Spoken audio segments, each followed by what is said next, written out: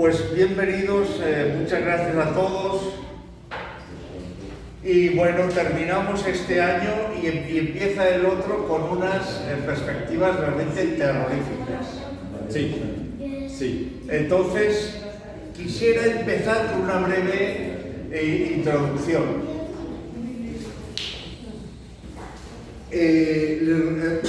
Perdón. El mundo está pasando por una época terrorífica. Y Dios mediante, en la próxima prédica que el Señor permita darme, vamos a hablar de profecía, pero a la vista de las noticias de hoy, y vamos a comprobar cómo lo que el Señor dice en su palabra se cumple matemáticamente. Eso es clave. Porque nosotros no, como ya les he dicho muchas veces, no tenemos un libro de filosofía, tenemos un libro de ciencia, de un Dios real, de un Dios que creó todo lo que existe. Amén. Y es la razón por la que vivimos. Amén. A eso es. Entonces, amigos, vamos a leer primero, si ustedes me permiten. Yo les ruego que estén de pie, yo no puedo porque tengo que leer aquí. No hay problema. Pero vamos a leer la parábola del buen samaritano. Y vamos a hacer una lectura de esta maravillosa parábola. Y luego lo vamos a comentar largo y tendido, pero lo vamos a hacer muy sintético, muy fácil. Algo que es tremendamente profundo y todos, el Señor nos va a ayudar en eso. Amén. La parábola del buen samaritano se encuentra en Lucas 10, versículo del 25 al 37. Cierto. Y vamos luego, después de leer la palabra, vamos a ver el contexto y vamos a ver todo lo que el Señor quiso decir en esa parábola. He aquí, un intérprete de la ley se levantó y dijo, para probarle. Esa es la lucha tremenda que tenía el Señor con los líderes de Israel, que lo rechazaban. Por eso él hablaba en parábolas. Maestro, haciendo qué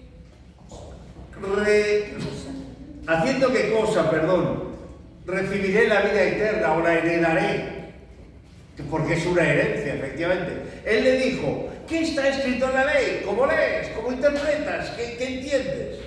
Aquel respondiendo dijo, amarás al Señor tu Dios con todo tu corazón y con toda tu alma y con todas tus fuerzas y con toda tu mente.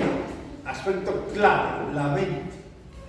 Y a tu prójimo como a ti mismo. Amén. Aquí el intérprete de la ley está mezclando dos escrituras. La de Deuteronomio 4, 5 y también de Levítico 19. Pero bueno, y le dijo, bien has respondido, haz esto y vivirás. Eso es.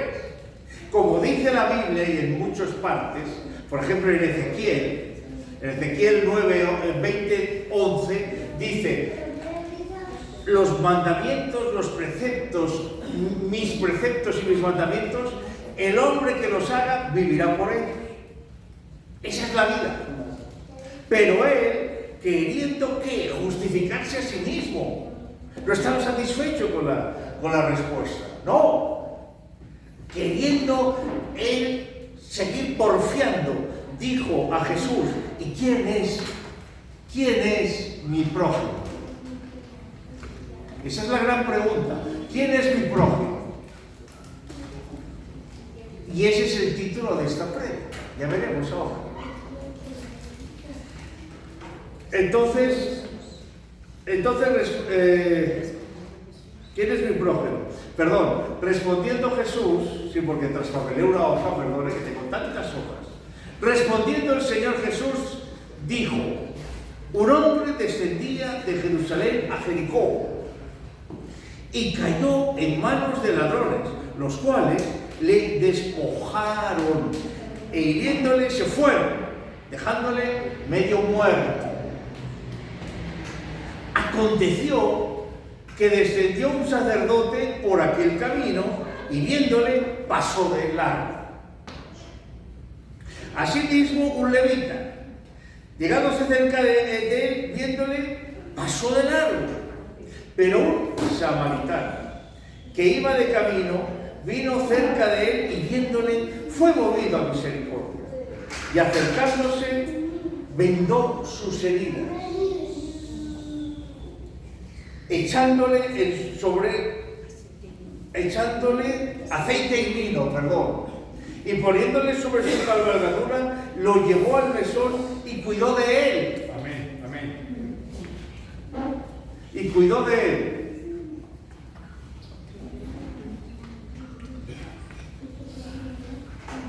Otro día al partir, otro día al partir, separó 2 denarios y los dio al mesonero y le dijo: cuídamelo, y todo lo que gastes de más, yo te lo pagaré cuando regrese. Clave esta frase: el Señor regresará. ¿Quién pues de estos 3 te parece que fue el prójimo del que cayó en manos de los ladrones?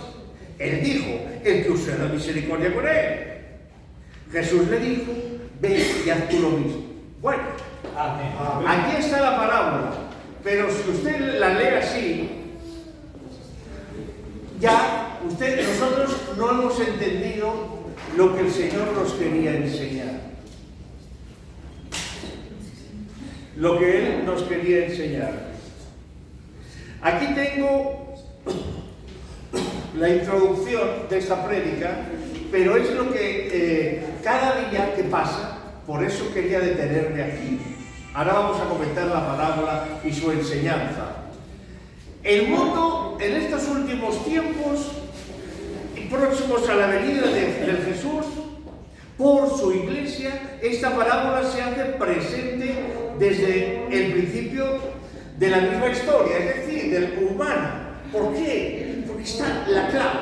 Y ahora vamos a ver por qué esta parábola es una clave poderosísima. Siendo un llamado poderoso, ¿a qué? Al cambio.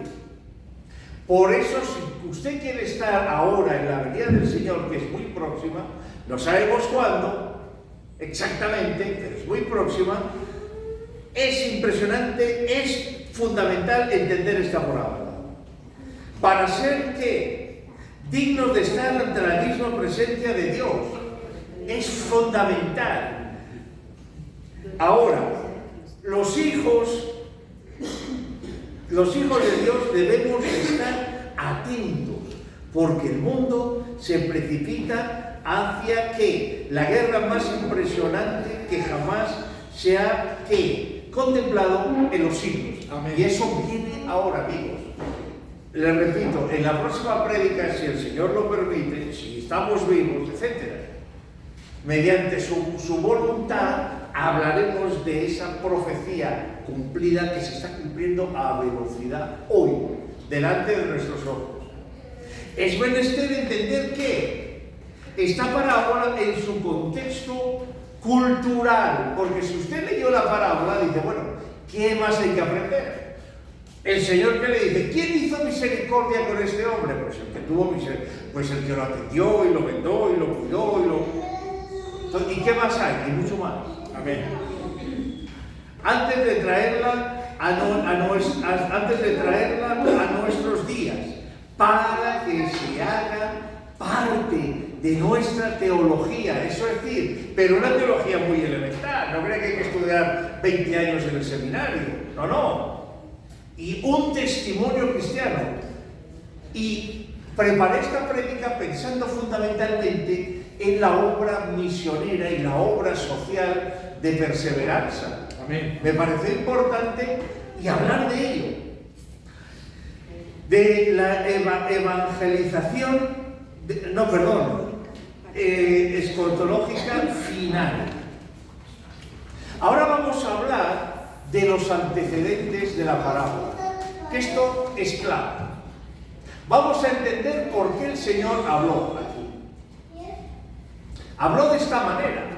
Habló del buen samaritano. la primera parábola de una serie que dura 9 capítulos, donde él desarrolla todo el plan de salvación. Y son todas mesiánicas. Todas. Mire que dice el contexto cultural de esta parábola. Vamos a leerlo. Yo tengo aquí el libro de Lucas porque se me averió un poco el texto, pero no se preocupen. Si ustedes van a Lucas 4:18, vamos a ver cómo el Señor empieza su ministerio de esta manera maravillosa. Cómo va a la sinagoga conforme a su costumbre y se levanta a leer. Versículo 17. Y se leyó el libro del profeta Isaías.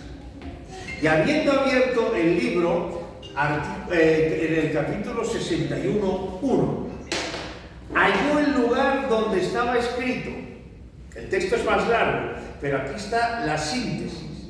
Aquí está la síntesis, la clave, el núcleo grueso de por qué el Señor vino a buscar lo que se había perdido. Entre ellos ustedes y yo. ¿Cuántos acaban al Señor? Amén. ¿Cuántos lo bendigo? Amén, amén. Eso es.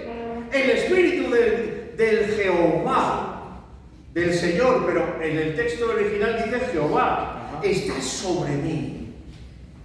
Por cuanto me ungió, soy el Mesías, Dios en carne humana. Me ungió para dar buenas nuevas a los que, a los pobres de espíritu y también a los físicos, pero fundamentalmente a los pobres de espíritu.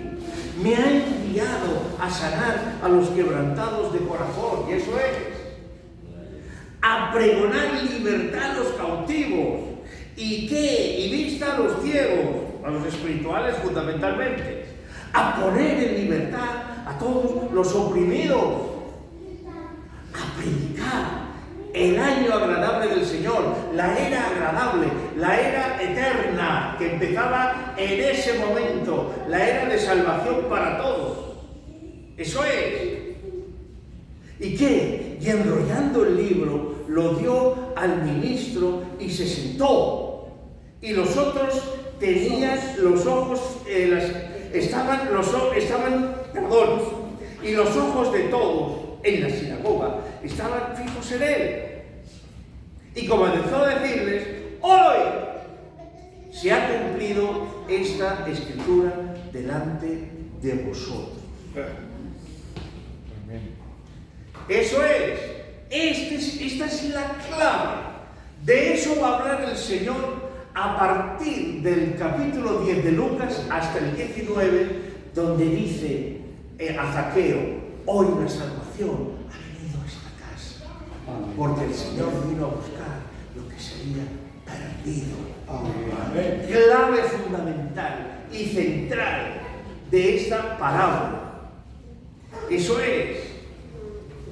Pero ahora, miren aquí, luego tengo aquí el texto de Isaías 61:1, que es maravilloso, que habla de esto, habla de mucho más, porque el texto habla de Sion, que es la Israel del antiguo pacto y la iglesia de todas las épocas hasta su venida.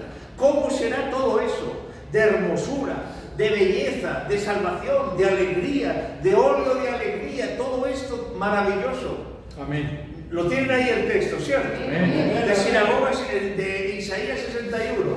Es que es maravilloso eso. Aunque él habló de la clave que está aquí, en Lucas. Y ahora miren el antecedente poderoso del samaritano, de esta parábola. Inmediatamente antes de empezar, ¿qué vemos? En el San Lucas 9,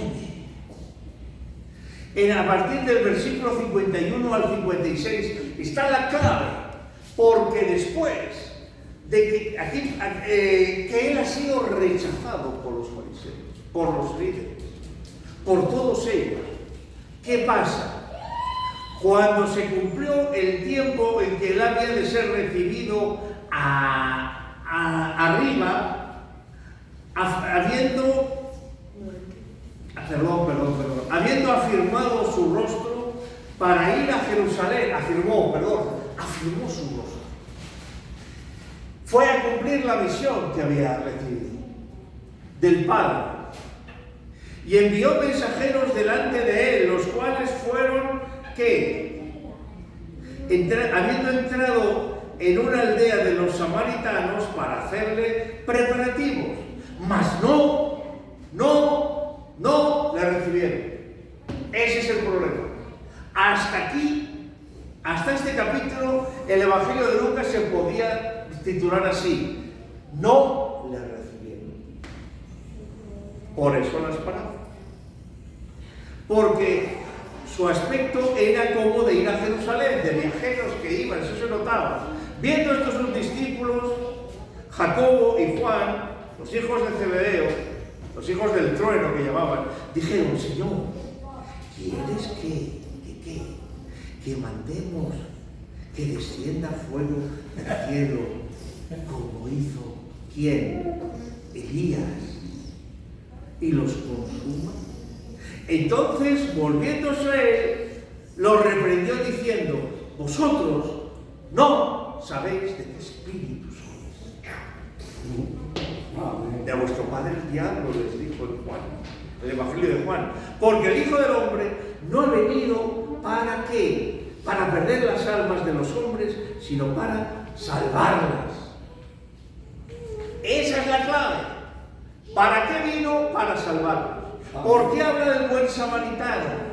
Que lo que fue movido a misericordia. Ustedes saben, es muy larga la historia de cuando se separaron los reinos a la muerte del rey Salomón. Cómo se separaron. Y el rey de Samaria, en Samaria y en Judá estaban separados. Y el lado de Dios llegaba hasta entonces. Hasta ese momento. Pero ahora Él les vuelve, dice: yo he venido a buscar lo que se había perdido. Y este texto de Isaías 61 es que es maravilloso, pero ya lo leen ustedes ahí, ¿cierto que sí? Amén. Y ahora este texto de Lucas, como he venido a salvar, no a condenar, no. Porque yo no soy como ustedes. Y escuchen ahora, entonces, ¿por qué el escriba dijo: ¿quién es mi prójimo? ¿Por qué? Porque ellos, y ahora vamos a verlo en el segundo punto, tranquilos porque les voy a hacer una prédica, es que tengo muchos datos, escúchenme bien.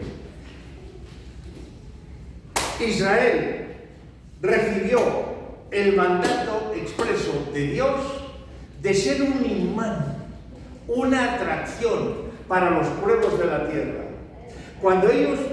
Para que ellos, cuando vieran cómo Israel prosperaba, cómo Israel vivía seguro, en seguridad, en prosperidad, en amor los unos para los otros, dijeran: yo quiero vivir así. Yo quiero formar parte de este proyecto. Yo quiero conocer al verdadero Dios. Amén. Así dice Isaías, que en los postreros días, cuando el Señor venga a la tierra, cuando Jerusalén sea cabecera de los pueblos, dos judíos tomarán del manto, dos personas tomarán del manto a un judío y le dirán: ¿dónde está el Señor? ¿Dónde está? Queremos oír su palabra. ¿Dónde vino? ¿Dónde habita? Esa es la clave. Esa. Pero para los líderes de Israel, en ese momento, cuando el Señor habla con el intérprete de la ley en la sinagoga, ¿qué? ¿Quieres mi prójimo? Otro judío. Otro judío honesto, íntegro, cumplidor de la Torá, al pie de la letra. Ese es mi prójimo. Y dice: bueno, eso está bien. Eso está bien, pero hace falta algo más. Porque ahora que ustedes no han cumplido ese cometido que yo les di, yo he venido a salvar a las almas. Amén, amén. Esa es la clave. Y vamos a ver que el Señor, cuando habla de los enemigos, porque aquí, en el libro de Levítico 18, 4 a 5, ustedes van a ver, mis ordenanzas pondréis por obra. En el segundo punto, mis ordenanzas pondréis por obra y mis estatutos guardaréis. ¿Dónde ponía eso? En Éxodo 21, 22 y 23, después del pacto del Sinaí, de las tablas de la ley y los 10 preceptos básicos para una convivencia en paz de una sociedad próspera, humana, que es lo que Dios quiere. Había una larguísima serie de estatutos, preceptos y ordenanzas que había que cumplir, andando en ellos. Yo, Jehová, vuestro Dios, por tanto, guardaréis mis estatutos y mis ordenanzas, los cuales, haciendo el hombre, vivirá en ellos. Yo soy Jehová. Amén. ¿Entienden? Amén. ¿Y por qué hablaba de los enemigos? Luego lo vamos a ver. Los mandamientos de Dios, aquí está el comentario que teníamos. Vamos a ver, los mandamientos de Dios para Israel son con el fin de que su pueblo fuera un imán, eso es lo que leímos ahora. Eso es clave, porque ellos tenían que hacerlo así, porque era el plan de Él. Y así, haciendo estos mandamientos, todos, primero los líderes, los sacerdotes, los levitas, todo tipo de líder recibiría el Espíritu Santo y todos lo irían recibiendo gradualmente. Pero Israel rechazó eso. Eso es. Pero mira, por ejemplo, cómo él, ¿quién es mi prójimo? Estamos hablando, ¿cierto? Como vemos en Levítico 19, 9, 10, cuando siegues la mies de tu tierra, no lo hagas hasta el fondo. No lo hagas. La viña, los frutos, deja para que coma el extranjero, el huérfano, la viuda, el necesitado. Y hasta hoy en día yo he conocido judíos en España que lo hacen. Lo hacen. No siegan la tierra hasta dejan cositas, dejan pequeñas matas o fruto, recogiendo esto. Es decir, mi prójimo, la clave del debate de Jesús, el maestro de maestros, el rabino de rabinos, junto a el intérprete de la ley, que decía, ¿quién es mi prójimo? No, todo el mundo no es mi prójimo. Es otro judío.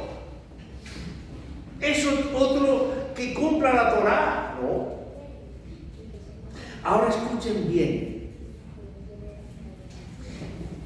El Salmo 139, 20, 22. Escuchen, porque esta es la enseñanza clave del Antiguo Pacto. No la enseñanza clave, el concepto clave. Porque ese es el espíritu que tenían que tener los israelitas contra los que no compartían la fe verdadera. Eran enemigos, pero no para liquidarlos y asesinarlos, no. Porque no son de nosotros. No lo son, pero deben. Tenemos el mandato de que lleguen a serlo. Mira lo que dice aquí. Porque blasfeman, dice. ¿No blasfeman ellos contra ti? Tus enemigos, ¿qué? Toman en vano tu nombre. Ese es un mandamiento, ¿recuerdan? No tomarás en vano el nombre de Dios. Es clave. No, yo digo, oh Señor, a los que te aborrecen y me enardezco contra tus enemigos. No son tu prójimo. Todavía no, pero lo serán. ¿A través de qué? De nuestro ejemplo, a través de nuestra obediencia, a través de nuestra fidelidad a ti, a través de nuestra lealtad a ti, ¿a través de qué? Esa es la clave. Porque no son enemigos que Dios odia. No forman parte, pero lo serán. Los aborrezco por completo. Es decir, aborrecer es una palabra dura. Es una palabra muy dura. Pero no aborrecemos al enemigo, sino a sus prácticas, sus costumbres, sus valores, sus principios, sus filosofías. Eso los que aborrecemos. Pero a las personas no. Eso no fue nunca el mandato de Dios. Los tengo, ¿por qué? Gloria a Dios. Pero, y ahora en el nuevo pacto lo vamos a ver mejor. Dios muestra su sensibilidad, efectivamente, con los cultivos. Deja algo para la huérfana, el extranjero, el niño, el otro, no, para la viuda. La sinagoga era esto, efectivamente, un tremendo debate. ¿Quién es mi enemigo? ¿Cómo no sé qué? No. Eso es. Mi prójimo es un judío. No. Entrar así, en principio sí, pero todos tienen que ser miembros de la familia de Dios. Amén. Y ese proyecto no lo quiso hacer Israel. Por eso tuvo que venir el Mesías a morir por los suyos. Amén. Amén. Y a amar a los que le odiaban. Difícil eso.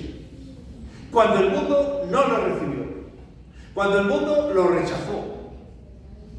Cuando todos, el pueblo sencillo, oía sus enseñanzas y se conmovía. Los escribas, no. Es increíble, hermanos. Escúchenme, me estoy pasando de... No, sigamos. Y ahora, veniendo aquí, sabiendo esto, lo que el Señor hace por nosotros, ese buen samaritano. Ese ejemplo tremendo. El tercer punto, el Espíritu Santo que anima al buen samaritano. Amén. A usted y a mí. Amén. Así es. Y en Pablo desarrolla eso. Habla del buen samaritano. Habla de él. Porque todo lo que el Señor habló en los evangelios, Pablo es el gran teólogo que lo desarrolla a una profundidad tremenda. Miren, ustedes conocen este texto, Gálatas 2:20. Con Cristo estoy juntamente crucificado, y ya no vivo yo. ¿Cómo puedo ser yo un buen samaritano? ¿Cómo puedo yo atender al que me odia, al que me persigue, al que me maldice? Perdón. Eso es. Miren, les voy a contar, que me viene a la mente ahora, una historia que me impresionó tremendamente. Cuando acabó la Segunda Guerra Mundial, en una iglesia evangélica, una iglesia cristiana en Austria, se encontraron en el culto un judío que ya se había convertido al cristianismo y el guarda alemán, el nazi, que lo vigilaba en el campo de concentración y que además lo torturó directamente. Y se encuentran los dos. Y el hombre, el torturador, dice, ¿qué hago ahora? Puso un rostro diciendo, yo ¿qué voy a hacer? No, yo me voy de aquí. Y el judío lo cogió, lo abrazó y le dijo, no se preocupe, hermano. Usted no tenía el Espíritu de Dios, yo tampoco. Usted no era consciente de lo que hacía porque Satanás lo había dominado y así obraba. Pero ahora hemos sido llamados al verdadero conocimiento del Hijo de Dios y ya todo ha sido borrado. Amén.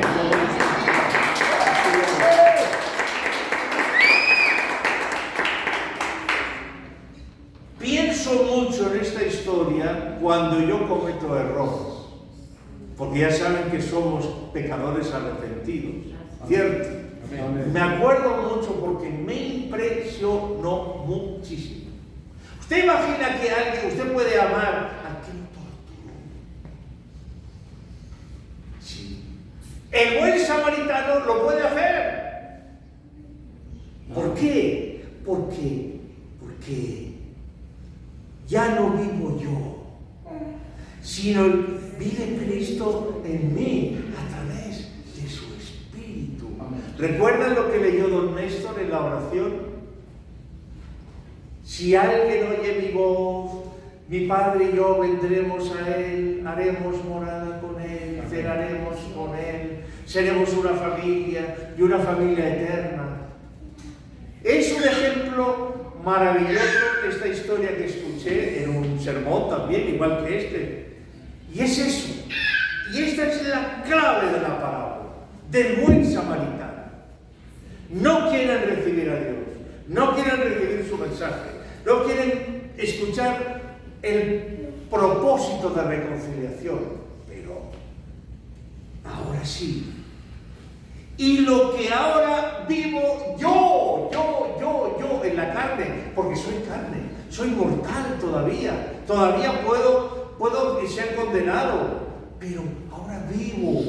Antes no vivía, antes tenía existencia, que se mantenía con alimento y agua. Pero ahora vivo, y ahora lo vivo, ¿por qué? ¿Por qué? En la fe de quién? Del Hijo de Dios, el cual me amó y se entregó a sí mismo por mí. Me justificó, como dice Romanos, me justificó, me hizo inocente, fui declarado en ese juicio universal, fui declarado inocente. Maravilloso. ¿Cómo es increíble esto?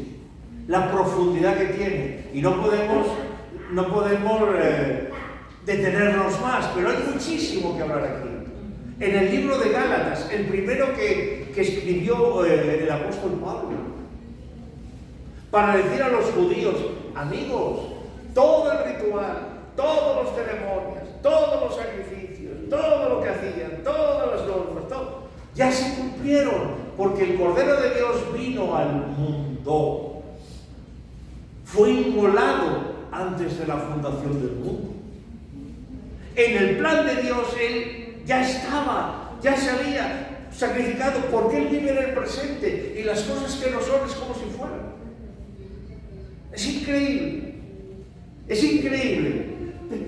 Y ahora otra de mis escrituras favoritas, 2 Corintios 5, 11, 15, que es maravilloso. Y habla de la vida. Habla de la vida. ¿Qué vida? La que da Dios a través del Espíritu Santo. Conociendo pues el temor de Dios, persuadimos a los hombres, pero a Dios le es manifiesto lo que somos. ¿Y qué somos? Nada. Y espero que también lo sea a vosotros, a vuestras conciencias. Tenéis conciencia, habéis sido salvos, ya no sois esclavos del pecado, sois hijos de la vida. ¿Qué? No nos recomendamos pues otra vez a vosotros, ¿qué? Sino os damos, ¿qué? Ocasión de ¿qué? De gloriarnos por nosotros para que, ¿qué? Tengamos que responder a los que glorían en las apariencias. No seas apariencia, hermano. Dios abomina la hipocresía. Que vuestro sí sea sí y vuestro no, no. Porque, como dice Hebreos, más le valiere no haber respondido favorablemente al llamamiento y pisotear la sangre del Cordero Santo. Cuidado con eso. Y no en apariencias, y no en el corazón. El corazón. Porque si estamos locos, es para Dios. ¿Qué dijo Pablo en Corintios en primera? El Señor y su obra de salvación es locura para el hombre, pero para nosotros, ¿qué es? Es nuestra única esperanza. Amén. Porque predicamos a Cristo crucificado. Gloria a Dios. El Dios grande, inmortal, eterno, se hizo pequeño en tamaño físico y murió por nosotros. Y si estamos cuerdos, es para vosotros, claro, para ustedes. Para ustedes estamos cuerdos. Porque ustedes los pueden entender. Ustedes tienen el Espíritu Santo viviendo en ustedes. Que es la clave de la vida. No hay otra para el hombre. Cuando el Señor creó al hombre, le dio su espíritu humano. El espíritu que llama el Ruach. Que lo creó, que creó su mente, que creó su alma. Pero ahora el Espíritu de Dios se hace manifiesto, se hace patente y somos hijos de Dios. Esa es la clave. No hay nada en este mundo, nada, que valga más que eso. Porque el amor de Cristo nos constriñe, nos aprieta. Cuando las personas que tienen el Espíritu Santo patente en ellas, cuando cometen un pecado, el Espíritu Santo les constriñe. Cambia, no sigas por ahí, muévete, arrepiéntete. Nos constriñe pensando esto que es clave para cambiar. Que si uno murió por todos, todos murieron. ¿Recuerda lo que dijo Pablo? Estoy crucificado con el Señor. He muerto a la vieja vida y ahora vivo por la fe en el que me amó y se entregó por mí. Es otra manera de decirlo, pero es igual. Y por todos murió, ¿para qué? Para los que viven ahora. Amén. Por el Espíritu Santo. Amén. No tienen existencia. Los que viven ya no viven para sí, para sus deleites, para su vida, sino para qué? Aquel que murió y resucitó por ellos. Amén. ¡Qué tremendo! ¡Qué tremendo, hermanos! Amén. Por eso tenemos que entender eso. La clave, ¿quién es mi prójimo? El que me ama. Y entonces los gentiles que aman a los que les aman, ¿qué hacen de más? ¿Y usted qué hace de más? Usted tiene que amar como Dios ama a los que no le aman a usted. Para que sean hijos de su Padre que está en los cielos. Esa es la clave, ese es el sello. El Espíritu Santo es el sello, como dice Apocalipsis. Ese es el sello. Otros dicen que es el sábado, no es verdad. Es el Espíritu Santo, el sello en usted. Y lo que usted hace, atestigua, da la prueba, hace patente, manifiesta lo de ustedes. Y ahora las conclusiones aplicativas, pero que son muy simples, amigos. Pero son súper simples. Mateo 5:44 dice: oísteis que fue dicho, no ama a tu hermano y odia a tu enemigo. Eso lo dijo un gran líder que la historia considera hace 3.000 años atrás, de casi más de 4.000 años, que fue Hammurabi, o el rey de Asiria, uno de los primeros imperios que hubo.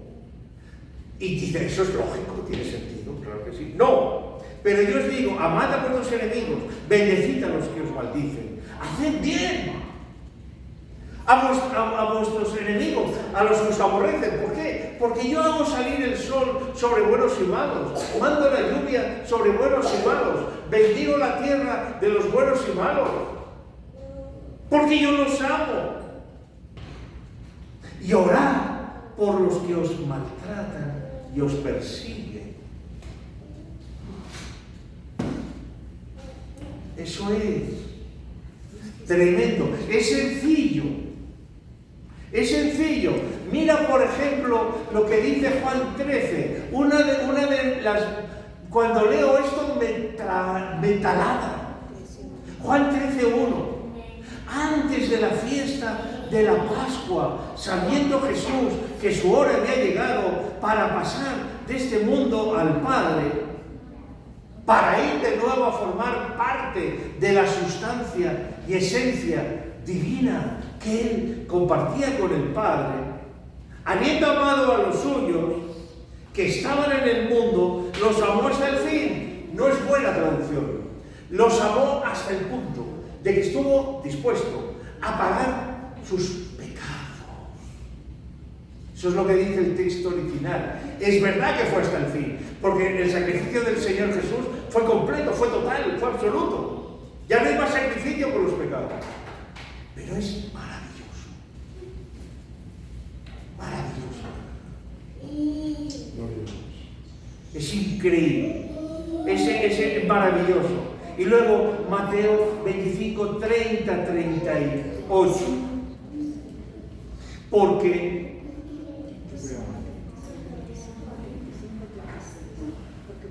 Porque tuve hambre, tuve sed, fui forastero, estuve enfermo, estuve desnudo, estuve en necesidad, estuve con carencias, y vinisteis a cogerme, a verme, a ayudarme. Cuando el Señor venga, no le va a pedir a usted que sea usted doctor en teología, que sepa mucha historia bíblica, que sea ingeniero, matemático o arquitecto, no. Has hecho esto, has sido un buen samaritano para los demás. O cuando tú vivías en tu casa, o en tu trabajo, o en tu escuela, que nadie sabía que eras creyente en Jesucristo. No. Así es. Y aquí es la clave, aquí coronamos este pastel del buen samaritano. Aquí lo coronamos. Y ahora vamos a hablar un momento de Israel en la conclusión. Israel es increíble las bendiciones de Dios desde que volvió a la tierra de Judea, a la tierra santa. Cómo pocos miles de judíos volvieron y los árabes han intentado exterminarlos en el año 48, en el año 56, en el año 67, en el año 73, en el año 82, en el año 91. Y ese pequeño estado no le da gloria a su Dios de que Él los ha preservado, los ha bendecido, los ha cuidado. ¿Cómo llegaron a Israel? Hicieron el desierto un vergel. Gloria a Dios. Cultivando millones de árboles en un erial, en un desierto. ¿Cómo consiguiendo 2 cosechas al año? Y me decía un amigo judío en Barcelona, creo que es chileno, David se llama, dice, es increíble, si ves el tamaño de los tomates, de las sandías, de los melones, de las lechugas, en un desierto.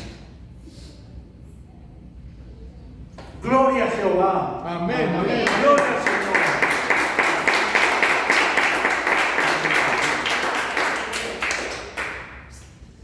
Todas las bendiciones de Dios, todas. Y hoy Israel es un pozo de basura moral. ¿Cómo es posible que no reconozcan a tu Dios? ¿Qué crees? ¿Que es en tu fuerza y en tu sabiduría que unos cuantos millones de judíos hayan vencido a 70 millones de árabes. El buen samaritano también se manifiesta así, Así es. bendiciendo al pueblo escogido, no para darles favores. Y no escogió a Abraham porque era un chico bueno y tal, no, porque Abraham obedeció a Dios y fue llamado amigo de Dios, caminó en el temor de Dios. Y sus descendientes recibieron bendiciones físicas. Amén. Amén. Para que vean lo que es el gran Dios. El buen samaritano que volverá por su iglesia. ¿Cuántos lo creen? Amén.